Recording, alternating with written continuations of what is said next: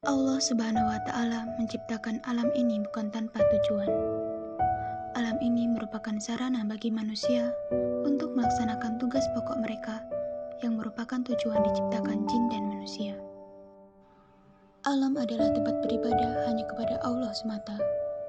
Allah Subhanahu wa Ta'ala berfirman dalam Al-Quran Surat Al-Imran ayat ke-191 yang artinya, yaitu orang-orang yang mengingat Allah sambil berdiri atau duduk, atau dalam keadaan berbaring, dan mereka memikirkan tentang penciptaan langit dan bumi, seraya berkata, Ya Rob kami, tiadalah Engkau menciptakan ini dengan sia-sia.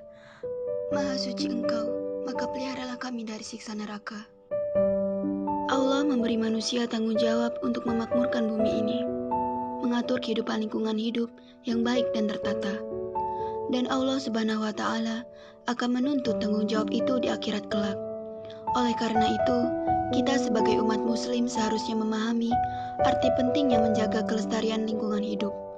Allah Subhanahu wa Ta'ala berfirman dalam Al-Quran Surat Al-A'raf ayat ke-56 yang artinya, dan janganlah kamu membuat kerusakan di muka bumi sesudah Allah memperbaikinya, dan berdoalah kepadanya dengan rasa takut dan harapan.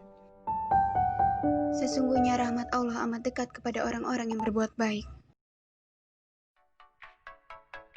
Lalu, apa aja sih yang bisa kita lakukan untuk menjaga lingkungan? Kita bisa mulai dari lingkungan rumah kita loh, seperti yang udah aku lakukan. Jadi, selama lockdown, kita bisa memanfaatkan waktu luang tersebut untuk berperan positif terhadap lingkungan loh. Wah, kok bisa ya? Apa aja sih yang udah aku lakukan? Yuk kita lihat. Jadi, selama kuliah di rumah aja, saya sudah menanam pohon pisang dan juga pohon kelapa. Selain dapat menjaga keseimbangan lingkungan, kita juga bisa memetik hasil dari apa yang kita tanam ketika sudah tumbuh besar nanti.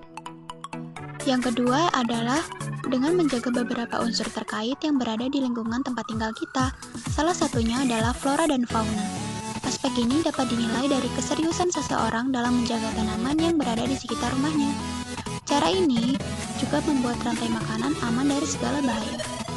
Yang ketiga yaitu memanfaatkan barang bekas. Walaupun sederhana, cara seperti ini dapat mengurangi sampah yang biasanya berserakan di pinggir jalan. Yang keempat yaitu menjaga kesuburan tanah. Cara ini dapat dilakukan oleh semua orang loh. Kita bisa menanam sayuran, bunga, pohon di lingkungan rumah kita. Cara ini dapat membuat kesuburan tanah tetap terjaga dan dapat mencegah erosi tanah. Oke guys, saya akan menunjukkan caranya menanam bunga krokot atau disebut juga bunga pukul 9. Jadi udah dibolong-bolongin tanahnya, terus tinggal masukin aja ke dalam lubang yang udah kita buat, terus kita tekan-tekan tanahnya biar padat. Ini aku menanam bermacam warna yang nantinya akan mempercantik halaman rumah. Selain itu, kita juga bisa mengajak dan mengedukasi keluarga dan tetangga kita untuk melakukan penghijauan dan menumbuhkan rasa cinta alam sejak kecil. Guys, ini kita lagi nanam bunga. Kan lagi nonton kita kan guys. Yang di rumah juga boleh nanam bunga seperti kita. Boleh nanam bunga, nanam pohon, segala macam-macam. Ayo guys, ikutin kami. Lihat di videoinnya ya. Komen subscribe. Oke. Kalian lagi apa? Bunga. Kalian suka nggak nanam bunga?